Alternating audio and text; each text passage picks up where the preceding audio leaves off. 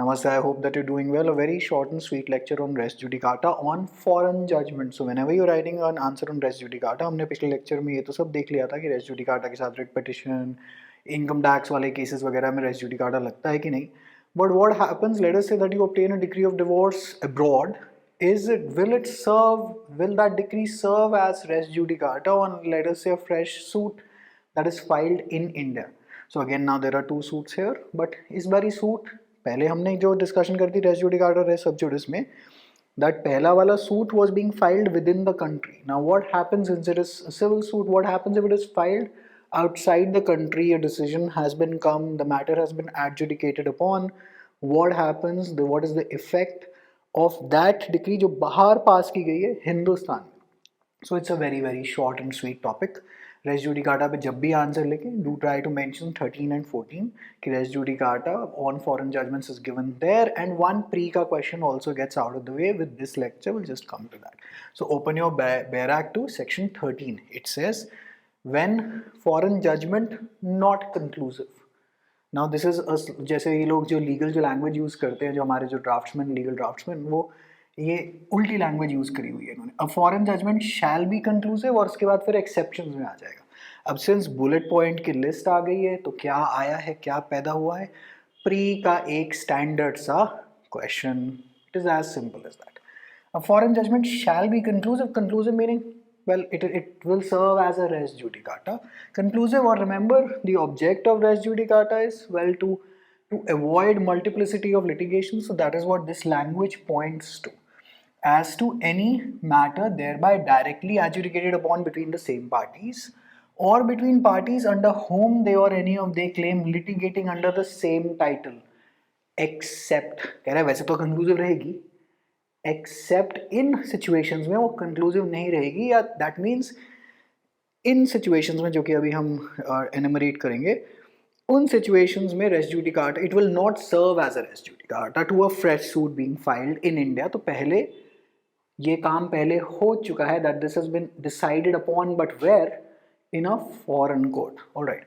So where it has not been pronounced by court of competent jurisdiction. की बाहर में भी अगर किसी गलत कोर्ट ने आपको रिलीफ दे दिया एक पार्टी को, of course it will then, that judgment will become null and void and we will now try the suit afresh in India. Where it has not been given on the merits of the case, we will just open this up slightly, like make short notes out of it, very very short, however not detailed क्योंकि इतनी requirement नहीं है. Where it appears on the face of the proceeding to be founded on an incorrect view of international law or refuse to recognize the law of India in cases in which such law is applicable. I don't think that I need to make a comment on this. Where the proceedings in which the judgment was obtained a judgment was obtained are opposed to natural justice. Proceedings के साथ ये R connect किया हुआ है इन्होंने यहाँ पर. Where it has been obtained by fraud, धोखेधड़ी से आपने जजमेंट ले ली वहाँ से. Where it sustains a claim founded on a breach of any law in force in India, मतलब बिल्कुल ही विपरीत है भारत के कानून पे. तो पार्टीज ऑफ कोर्स भारतीय इन्वॉल्व होंगी लेकिन बाहर होंगी. ठीक है जी. तो ये जो इनको बस अपनी बैराक में मार्क आउट कर दीजिए. Just read through them because well common sense का क्वेश्चन है. They can give you this one line and except लिख के A B C D all of the above, none of the above, या ये यहाँ से नॉट हटा के a foreign judgment shall be conclusive except in which of the following cases, या foreign judgment is conclusive in which of the following cases. तो फिर यहाँ पे ये वाला काम हो जाएगा. अगर उनमें से एक एक्सेप्शन कोई लिस्ट आउट होगी, प्री का क्वेश्चन है, तो फिर वहाँ पे इन द सेंस की मतलब दो तरीके के क्वेश्चन बेसिकली इससे फ्रेम आउट हो रहे हैं.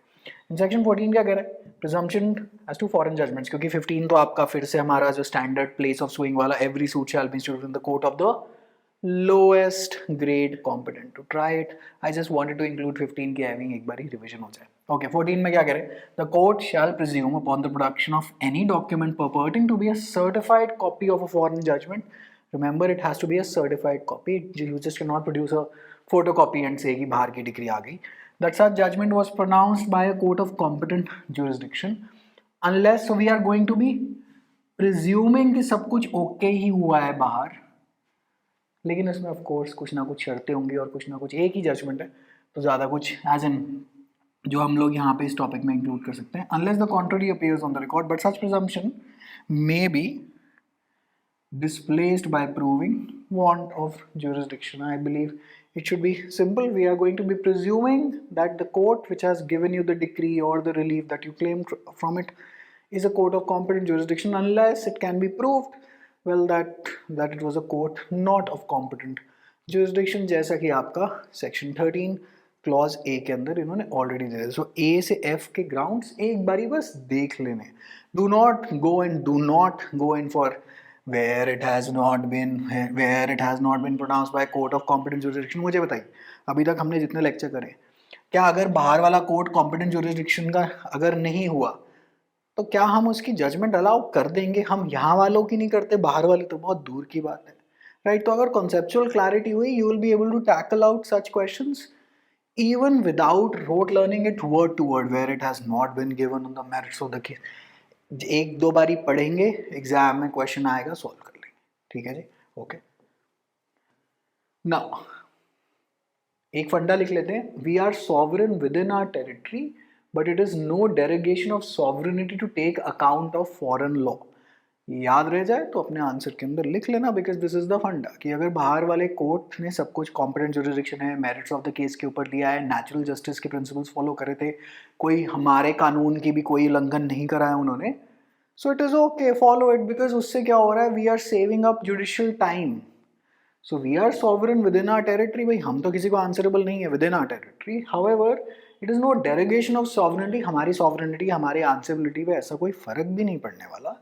अगर हम बाहर के एक जो कोर्ट ने हमारा टाइम बचा रखा है, वो मैटर ऑलरेडी डिसाइडेड है, जो उस पर डिसीजन आना था वो करेक्ट डिसीजन आया है, तो उस पर फ्रेश सूट क्यों लगाएं और फिर से उसी चीज़ के ऊपर अपनी टिप्पणी इसीलिए क्यों करें क्योंकि जस्ट बिकॉज वो हमारा कोर्ट यहाँ का हमारे कानून के हिसाब से चलना चाहिए? नहीं, हमारे कानून के हिसाब से चलना चाहिए इन द सेंस उस पर एक टर्म एंड कंडीशन है. बट हाउएवर अगर सब कुछ ठीक चला है, सही दूसरे कोर्ट ने बिल्कुल सारा काम ठीक करके दिया, so let it be. So then section 13 will apply and will that decree obtained abroad will serve as a res judicata to the suit instituted in India. Okay, illustration as always तकरीबन आप लगा लीजिए कि जब भी आप कोई भी आंसर लिखेंगे या कोई भी सेक्शन एक्सप्लेन करेंगे, अगर आप एक हाइपोथेटिकल इलस्ट्रेशन से उसको एक्सप्लेन कर देंगे तो आपका आंसर बेहतरीन हो जाएगा. और एग्जाम्पल की जगह ना इलस्ट्रेशन लिखना, that is the correct appropriate word which the examiner will like, because we are fighting for each and every mark here. illustration लिख के उसको नीचे अंडरलाइन कर देना. ठीक है जी, मेंस के आंसर में. now A sues B in a foreign court.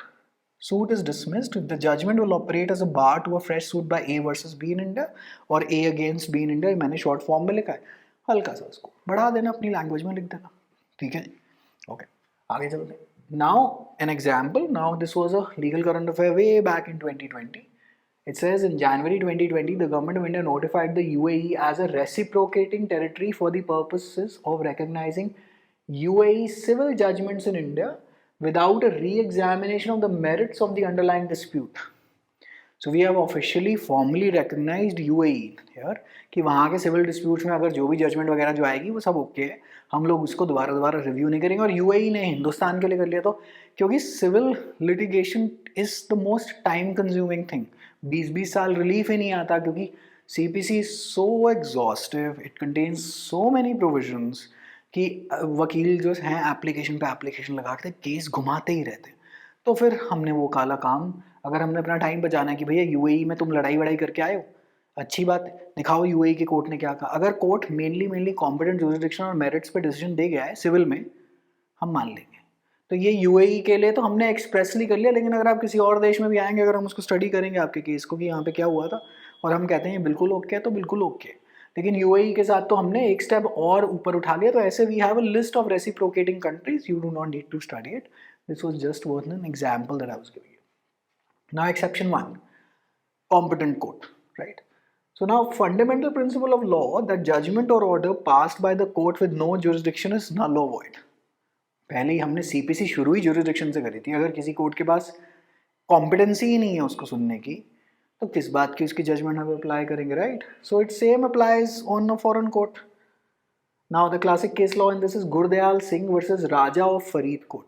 Gurdayal Singh versus Raja of Faridkot. A filed a suit against B in Faridkot, that is 60,000 rupees misappropriate हुए थे. An ex parte decree was passed against B. But B was a native of Jind, उस पुराने time की बात है, in the 1800s, तो अलग अलग स्टेट के अलग अलग कोर्ट होते होंगे उस time.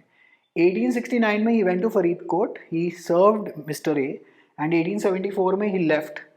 Faridkot suit was instituted in 1879 when Mr. B was not a resident, neither was he domiciled in the state of Faridkot way back then. तो फिर किस बात का इनको किस, तो फिर ये the decree passed by Faridkot court against him, जो एक्स पार्टी डिक्री जो पास हुई थी, it was held to be a nullity because this court well didn't have any competent jurisdiction to pass it. ठीक है जी. Okay.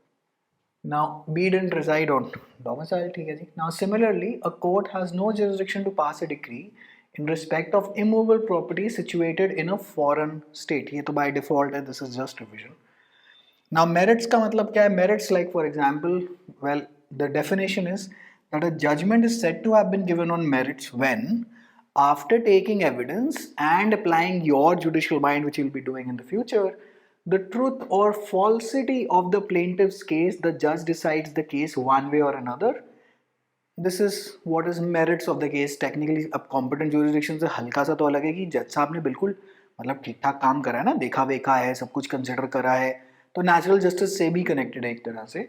Now, ex parte decree by default doesn't mean that it contains no merit. An ex parte decree also is okay. However, ex parte decrees are still scrutinized कि कहीं जज साहब जो दूसरा वाला जो कोर्ट था, उन्होंने कोई गलती तो नहीं कर दी कि सामने वाले का उन्होंने केस ही नहीं सुना. So ex parte decree by default does not mean that the decree was passed on no merits. Ex parte decrees are also perfectly valid, provided that the defendant or the party that was being summoned by the court didn't really show up. Okay, international or Indian law. Now let's say UK court adjudged a matter on basically a contract बना between two parties based on the Indian Contract Act. Let us say कि इस पे लड़ाई हो गई UK court के अंदर, क्योंकि वहाँ पे कोई एक्सपोर्टर इम्पोर्टर वगैरह बैठे होंगे. बट हाउएवर दे जज the contract on English law. भाई कॉन्ट्रैक्ट बना था इंडियन कॉन्ट्रैक्ट एक्ट पे, आपने उसको डिसाइड कर दिया इंग्लिश लॉ पे या अपनी वहाँ पे जो भी इनका कानून होगा. देन तीसरी एक्सेप्शन में दैट डिक्री और judgment will not serve as a res judicata as per section 13 on a fresh suit instituted in India. That is all that it means. Natural justice. Now what does natural justice really mean? Means the case has been heard without bias. Well, the judiciary or the people who are giving basically the verdict on a trial was composed of impartial persons. The decision was given in good faith, appropriate and appropriate time it was given when serving notice to the parties. Everything was appropriately done, so that is we followed natural justice. तो इसके साथ एक maxim, coram non juris, not before a judge. That is what it means. So if natural justice के principles were not followed while giving a decision on the matter, it is coram non juris, not before a judge. Very very often asked in prelims, a popular legal maxim from there. Okay.